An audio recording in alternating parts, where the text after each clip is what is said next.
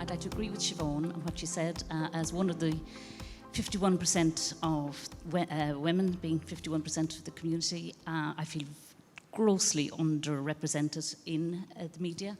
I'd like to address my question to Jerry, and possibly that Jack would comment as well. I'll just read out a letter that I had in the Irish Times 20 years ago. Sir, from 6:30 in the morning until 12:43 at night, there is not one female presenter on RTE. Radio 1 today's schedule, August the 4th, lists as presenters Jimmy Greeley, David Hanley, Sean O'Rourke, Brendan Balfe, Pat Kenny, John Creedon, Des Cahill of Liveline, Ronan Collins, John Egan, Rodney Rice, Mike Murphy, PJ Nolan, Angus McNally, and finally Late Date with Des at 11:30. RT2 starts at 7 a.m. with Ian Dempsey, followed by Jerry Ryan, Larry Gogan, Gareth O'Callaghan, Barry Lang, Tony Fenton, David Fanning, Peter Collins, Maloney after midnight, and finishing at 2 a.m. with Mike Ryan. Again, not a single female presenter on the schedule. Where is the evidence that RTE is an equal opportunities employer? Earlier on this year, I had the radio on, and I looked at the schedule, and it dawned on me there was no woman the whole day long. Not one female presenter. I started tracking them then from midway through June, and it averages out 22 to 4, 21 to 3, 22 to 3. No female presenter at all on RT2. I think you've made your point. No. My point. Is it a question? My point is that this aired in Twitter today between Una Mullally and Rick O'Shea, and I think he doesn't even get the point. McKeaney picked it up in the Sunday, Irish Times. I must ask you to be considerate for other people. I feel I've made my point. Bring your ask, question to the point. Has the RT Audience Council ever addressed the gender imbalance? Good question. In RT. Jerry, would you like to try that first? It's all yours here. Well, I can tell you that if you listen to Morning Ireland, you'll hear female voices. If you listen to the most listened to radio programme in the evening, you'll hear female voices. If you listen to Claire English, you'll hear voices. There are plenty of female voices. I made 2 men on the Morning Climate Survey. 2 men had there was no woman on Morning Ireland, and I felt naturally. Anya Lawler is usually on. I'm not here to defend RT, but Anya Lawler is usually on Morning Ireland. Maybe it's something that our academic colleagues like Colin Kenny and his colleagues out in DCU could research, so we would have some of the answers to all these questions. Let me just say that is an issue that has been raised at the Audience Council as well. I'm not here to defend anyone on it. But Right, there are female voices. Kieran Moore from Dublin Community Television. Thank you very much for the Audience Council and for Paula for giving the speech. I think it was very interesting, the reference to the public airwaves, and I have 2 questions which are possibly related. One is, what is the significance of the public airwaves now in Ireland when maybe 15% of the population gets its television through the public airwaves, and we don't even manage to put a Rockdus TV on them? We've had a terrible experience with digital switchover, which seems to be common across Europe. And secondly, in terms of the new business models around media, for the next 10 years in Ireland, we have a major public discussion around the decade of centenaries. And an awful lot of the material that RTE has around this is behind various forms of copyright. Is this going to prevent us having the type of public service broadcasting we want with the new models around exploitation of media? Right. I have an example. In community television, we've been working on a lot of material around 1913.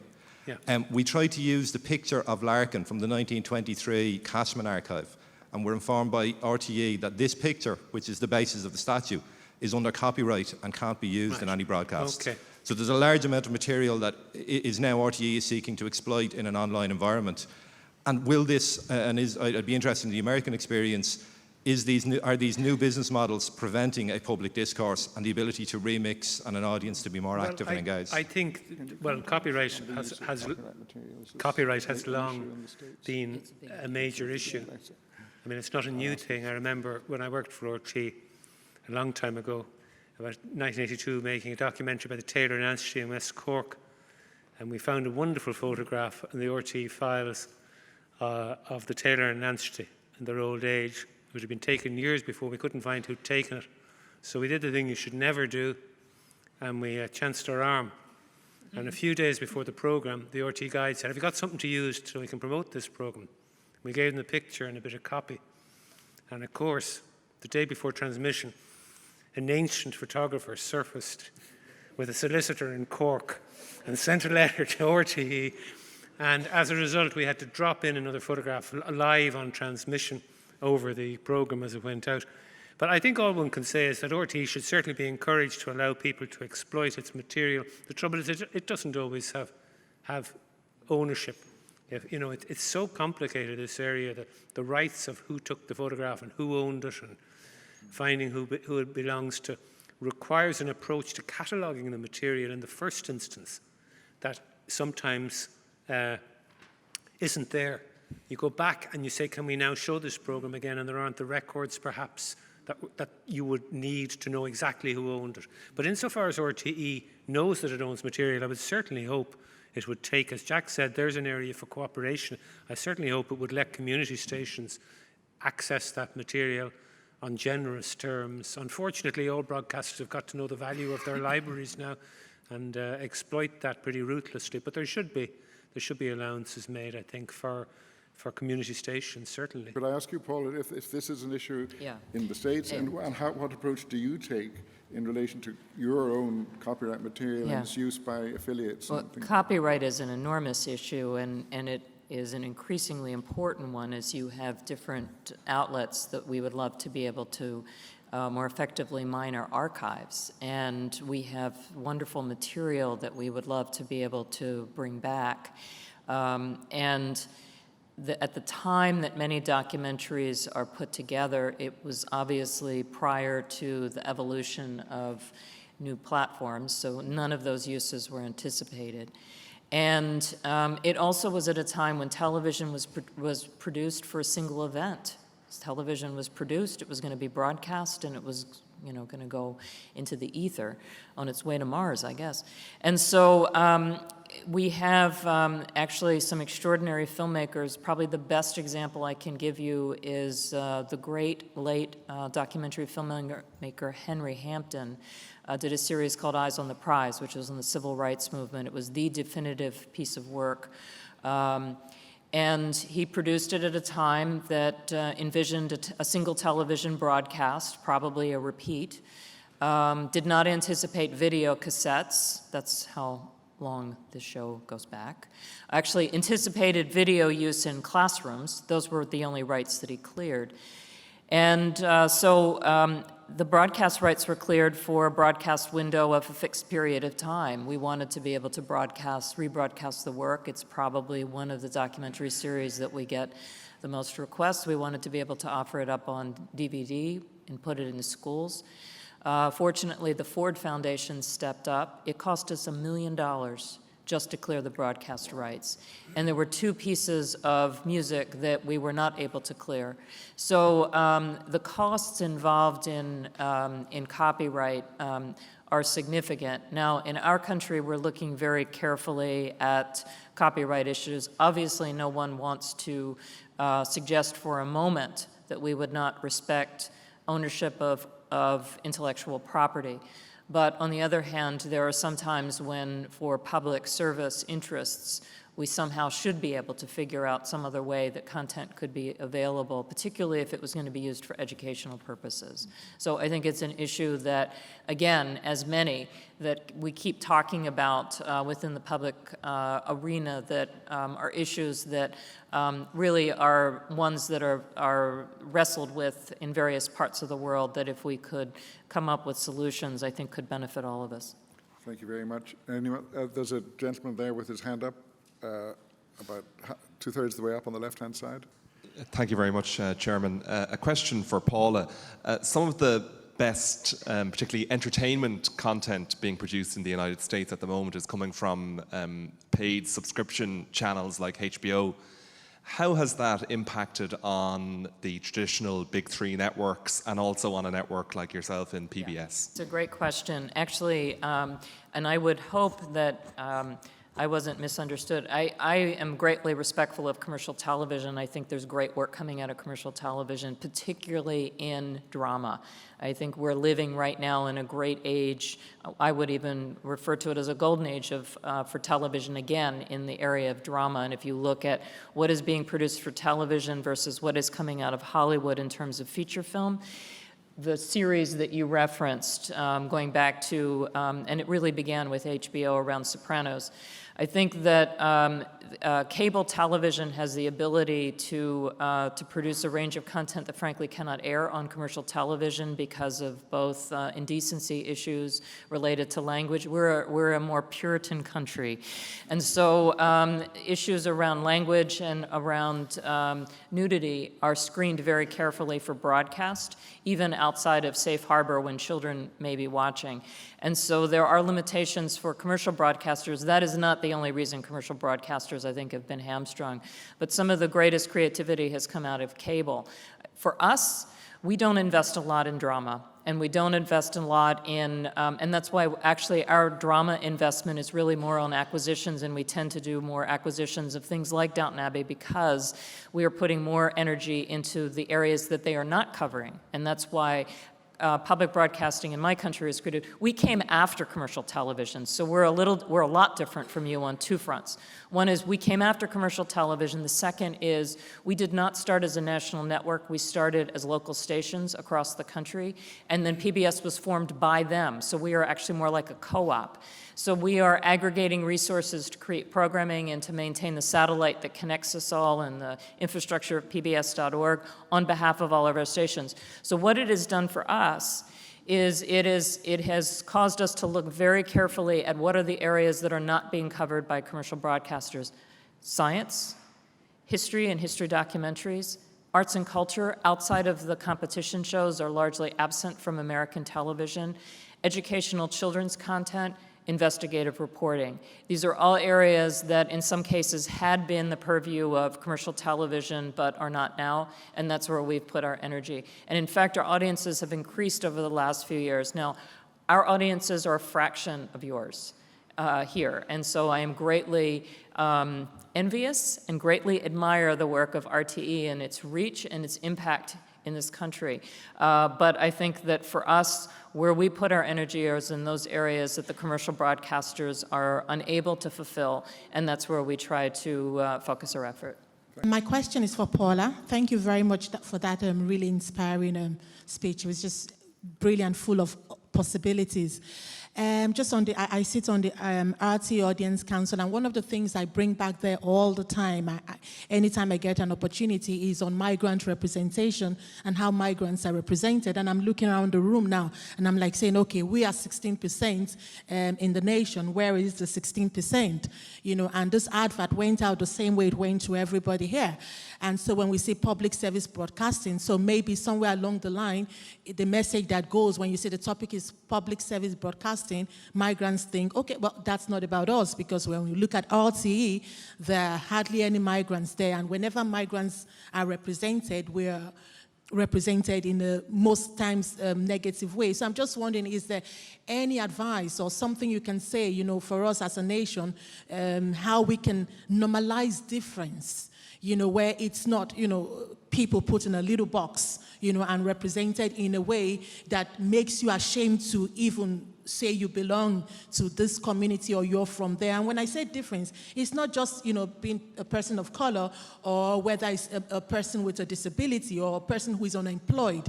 Because I think that if we get it right with one group, we will get it right with all the other groups. And so just if there's anything that you can, you know, advice you can give. Our goal is to tell the story of all of the people of our country, and in its great diversity. And our country is one that is changing very rapidly. And so as we look at our programming and we look at the stories that we're telling and who's telling those stories, we pay attention to the fact that we need to convey information that is of interest and critically important to multiple communities, but also we are in fact a convener of conversation. And I think that for our country, as we wrestle with the many issues that we face, some are similar to the ones that you face here, having a broadcaster that not only is sharing information, but is able to, and I think increasingly, both through physical convenings like this, where you can bring people together in a community, but also through technology where you can create conversation and discussion around critically important issues. I think there is a role for a public service broadcaster to take up those conversations. That is, in fact, an important role of media itself, not only to share information, but to create the platform so that people can share information and experience each other. I would also say that one of the great ways that one can share and appreciate culture and history is through art. And so I think that oftentimes when we have conversations about needs of particular communities, we think in terms of news and public affairs and documentaries. We don't think about how we look at our children's programming. We don't think about how we can share through one's own cultural experiences, because these are all things that we as humans share with each other, right? And so I think that as we look at ways that we can help communities come together, we need to look at it from all the different facets and aspects of the human experience. John, thanks, Iban, for that question. It is something, as you know, we've been speaking about in the Audience Council, and I would maybe say over the last month or so, I've heard 4 interviews on, one on RTE television, 2 on RTE radio, and 1 on News Talk. Ooh, I mentioned them. But with people with disabilities or with immigrants. And on each occasion, the person who was an immigrant spoke about immigrant issues and discrimination. And in each of the 3 interviews with people with disabilities, spoke about disability issues and discrimination. We want to get to a situation where, as Iban was saying, it's just as normal for a person with a disability to be in a society as a person without a disability. It's just just as normal to have a person of colour in a society as it is a person who's Caucasian. So that a person with a disability could speak about the economic situation in Ireland, or a person who is an immigrant could speak about the political situation in Egypt, or whatever it might be. So it's just normal, and that is our approach. If I may offer a little bit of personal experience, that the road that you're hoeing, it will produce results in the end, even though these are often very much more slowly achieved than you would want them to be. I am old enough, and when I tell you this, you will get half a guess as to exactly how old I am, to remember the first time that an atheist appeared on an RTE religious affairs program. He wasn't even described as an atheist, he was a humanist, which was a safe kind of atheist, you know. And there was one of him, and there was 5 representatives of the major religious denominations in the country gathered around the studio. And, you know, but we have come a long way since then, and in the area that you've been talking about, I would hope that will be a little bit quicker. RTE has helped move the parameters away from Rome and the Vatican, that as a country we no longer look there, as you just said, having the one humanist in the audience. Unfortunately, RTE has led a campaign to go the full way, and our new God now seems to be the United States. And I often feel like watching RTE News, because I'm an RTE addict, radio and television, that RTE is now representing Ireland as Ireland County, Illinois. And live from Ireland County, Illinois, of course we support the US war machine. Of course we want to get that guy that leaked all the information about the Yanks watching us like Big Brother. Of course we want to get him back to Guantanamo Bay. Why would we allow him seek refugee status in Ireland? Well, I suppose the biggest query, the biggest problem I'd have with RTE is we've got a lot of immigrants in Ireland. We've only got 5,000 refugees, people fleeing hellholes of the world. They're living in accommodation centres scattered around the country in total... Could I detect a question in what you're saying? The question is, why doesn't the public at large know of the existence of all of these detention centres, dehumanising detention centres, from our public broadcaster? I think it's very hard to talk about some of these issues without kind of reflecting the complexities. There has been some amazing work done on the situation of asylum seekers, done by RTE. I know in our own organisation, we have done, our Prime Time have done some amazing work on exposing things like forced labour. But part of that dynamic of what a public service broadcast is that you have to be able to critique it. It's always going to be contested. It's always going to be uneven. And there are real problems. And I would just say, if there is a perception that there is a problem, then there is a problem. And I think one of the worst things that can happen for an organisation, an institution like RTE, is to go into defence mode, because then it's back to the, that kind of reactive defence position, as opposed to, actually, we're a leader. When I say we, I mean RTE is in a leadership role in society and has a really important function to play in that gap between kind of new thinking, new ideas, difficult questions, back to the empowerment kind of theme, which is that really one of the most empowering things we can do in any society is to get people to ask questions, and that's the role of an organisation like RTE. So on the asylum seekers and on the situation, the appalling situation of people in detention centres around this country, which is akin to what happened to women in Magdalen laundries a number of decades ago, we need to be asking those questions. Will we be having another inquiry into what's happening to asylum seekers in reception centres in 3 or 4 decades' time, and why aren't we asking questions now?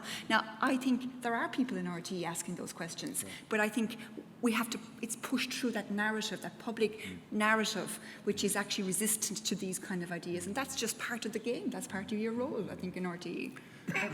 I'm going to try and make it as quick as possible. Just in relation to getting on the Audience Council, if Jerry Ellis could tell us how that process began, and then if I could ask a return question to that answer, just very quickly. So, I could tell you maybe how it was set up and what happened. There was a previous Audience Council before the Broadcasting Act of 2009, and I don't have a clue how people got on that one, right? But after the 2009, the Audience Council was set up with statutory power. So it's set up under the Broadcasting Act. It has legal force. The board was given the choice of how to select people. The board, I know myself, all I can talk about is my own, is that I got a phone call to say, this is being set up, are you interested? And I said yes, and I was there. So one of the things that we are looking at the moment is when our period of runs out, which is at the end of 2014, how will the next Audience Council be chosen?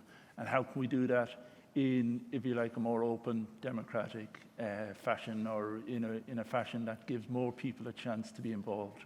So I can say what happened this time, we got a phone call. Next time, who knows, but we would like to see more people involved in the process. I feel that that's probably one of the issues that I have with the Audience Council. In 2003, they actually selected it, and they brought in consultants to do the selection. And I really feel that this idea of a phone call going to someone, and I have no disrespect to the Audience Council, they all seem very educated. I think highly educated, and I think that that's, and I'm not saying being educated is a bad thing, we should all be educated, we should all educate ourselves, but that audiences, and I don't mean, audiences aren't that highly educated, and that's being very, I'm not trying to be, I'm trying to say that we all come from education of life or whatever. And I think that this is an issue that really bothered me in 2006, that RTE just made phone calls to people that they perhaps knew and who were in organisations, who are high up in organisations, and I'd really like to see that the ordinary people actually get a voice on the Audience Council. The other thing is, things like this, I've gone to so many of them and they're saying the same things, I'm a bit bored of them, and I'm kind of going, oh, let's just do something. But let's bring it to people. Let's bring it to a library in Leitrim, in Athlone, in Galway, just a normal library, and have the audience talk about content and what they want to watch and what they're watching and what makes them feel part of RTE. I'd actually say, in actual fact, it shouldn't be an RTE council. It should be an Audience Council from the BAI that could cover commercial television and could cover RTE and the other public service broadcasters and community fairly broadcasters. large if I could, I would like to make just 2 remarks, broadly speaking, based on the experience I've had sitting here this evening. The first is, when Paula stood up to speak and she started to speak, I began to ask myself, you know, are they so far ahead of us over there that the points of contact are almost impossible to discern? But by the time she sat down, and by the time that she had answered a couple of the questions from the floor, it was clear that there are so many values and other aspects of broadcasting that are in common, that in fact, I wouldn't be so bold as to say there would be a huge amount, but if we can learn something from America, maybe in time America will also learn something from us.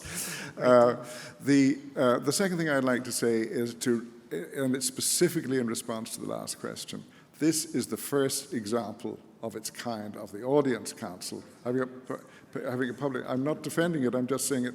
And to my honest, in my honest opinion, there's a touch of the 19th century about the organisation of this particular event. I would like to see the Audience Council themselves reflecting on this event, and in the spirit in which you have made your contribution, to, insofar as resources permit, to move towards the kind of feedback mechanism that stretches participatory activity almost but not quite to the point of anarchy.